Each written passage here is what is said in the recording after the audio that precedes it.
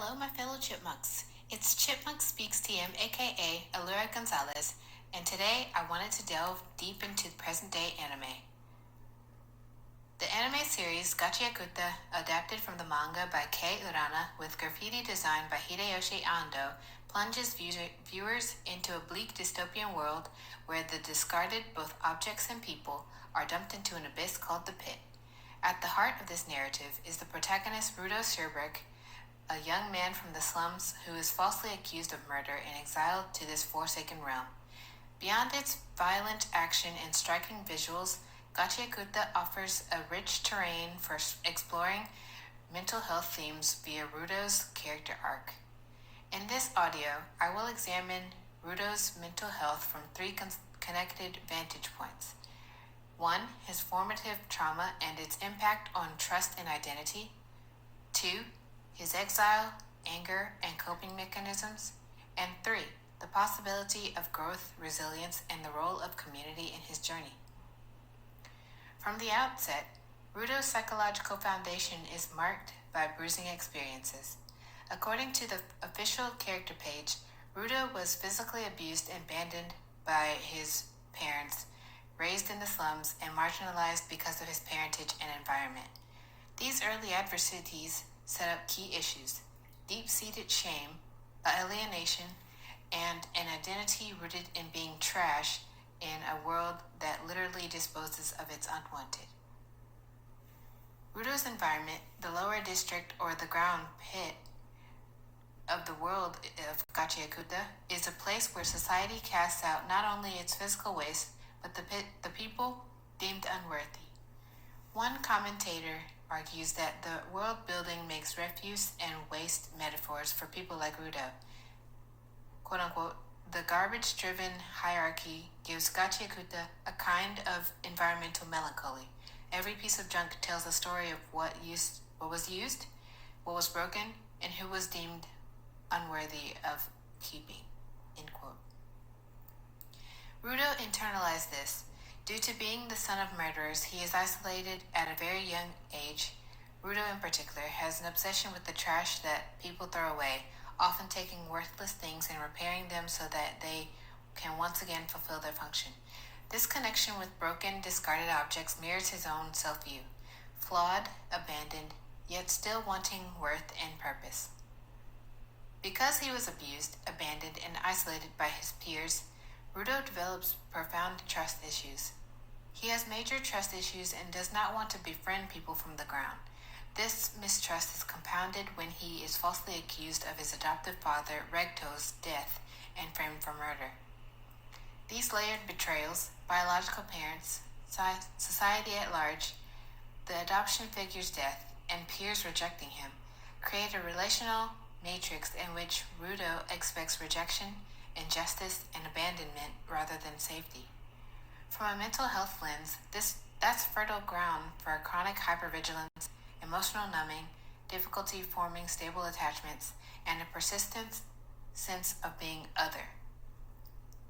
Interestingly, Rudo's habit of rescuing discarded objects offers a coping schema. By fixing what others threw away, he symbolically tries to repair his own broken self-image. This impulse could be interpreted as adaptive, reclaiming value where society declares none. It also functions as a tangible way for him to exert control and agency, something denied him in his upbringing. However, this repairing impulse may mask deeper issues: the constant search for worth, the drive to prove value, and a fixation on external validation. In therapy vocabulary, one could argue that Rudo exhibits signs of internalized shame, externalizing it via relational mistrust and hyperachievement. In other words, repairing, fighting, or cleaning the waste. Rudo's mental health challenges are exacerbated when he is betrayed and exiled to the pit, a literal and metaphorical abyss where society's waste festers. This phase of his life reveals how trauma, anger, vengeance, and survival intertwine. Being exiled forces Rudo into an environment of extreme stress. His previously familiar, though oppressive, world of slums is supplanted by the pit full of monsters, garbage beasts, and other castouts. According to the synopsis, Rudo lives in the slums. Then one day he is falsely accused of murder, and his wrongful conviction leads to an unimaginable punishment, exile off the edge with the rest of the trash. This exile is not only physical, but deeply symbolic. He is treated as trash, discarded by the society, not only physical, but deeply symbolic. It reactivates his core trauma, abandonment, marginalization, and magnifies feelings of rejection and worthlessness. In mental health terms, this can lead to complex trauma responses, hyperarousal, rage, dissociation, and internal dialogues of "I deserve this," "I'm worthless," which feed hostile self-narratives. Rudo's response to his exile is anger and a vow of vengeance. He swears he will return to the sphere and kill those who cast him aside. Anger in trauma survivors often becomes a shield, protective of vulnerability, and a weapon to reverse powerlessness. Rudo's anger is understandable.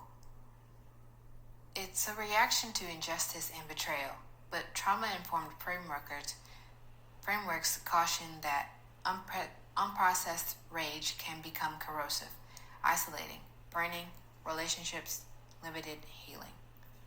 His sense of identity, likewise, is caught between destruction and redemption.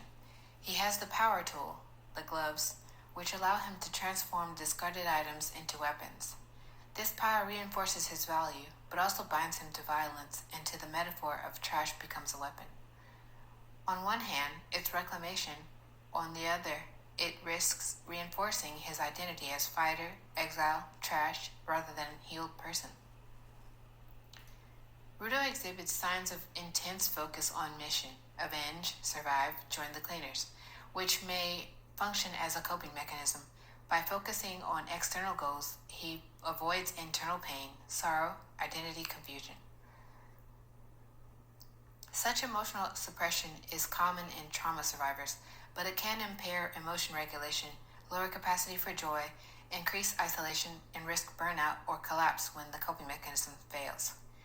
Moreover, Rudo's mistrust of others and his focus on objects, repairing trash, may limit his ability to seek support or process feelings. He's also thrown into an environment with constant threat and violence, factors that aggravate trauma responses as the neural system stays in threat mode.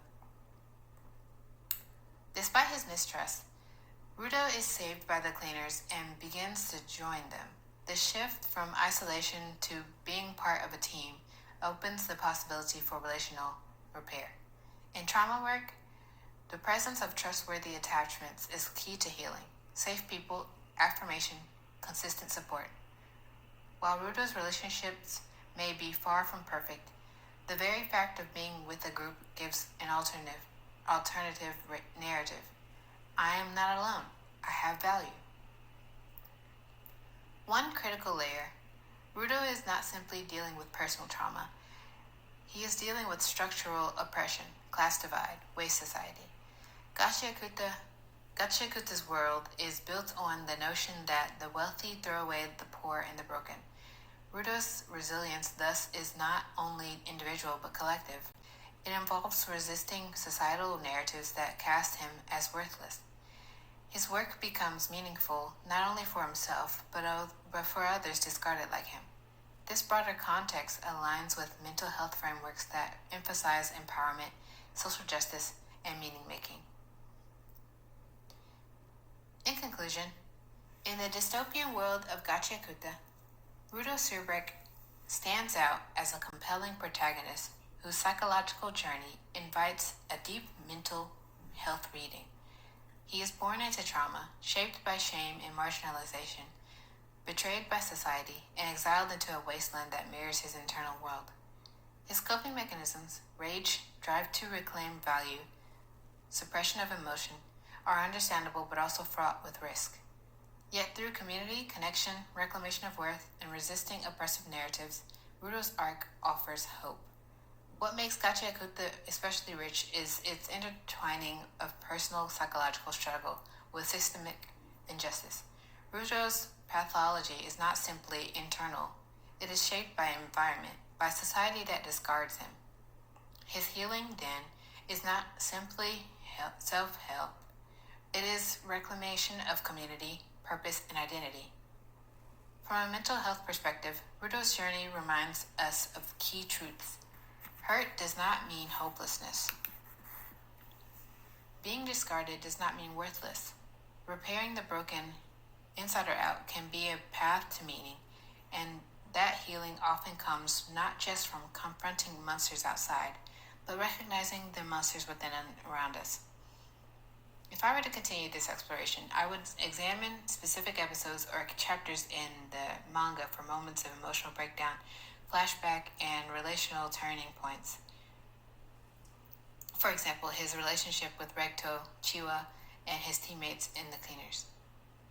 I'd also like to look at how the symbolism of trash, waste, and repair functions psychologically in the narrative. For now, though, I hope this audio offers a meaningful lens for understanding Gachiakuta's complexity and Rudo's mental health journey. If you feel like you're alone in this world, you are not alone. Please call the suicide hotline 988 if you feel like you need help. Locate your local mental health clinic and seek help. Like I said, you are not alone. We are here for you. Just reach out your hand. That is all for now, my fellow chipmunks. Good night, good evening, good morning, good afternoon.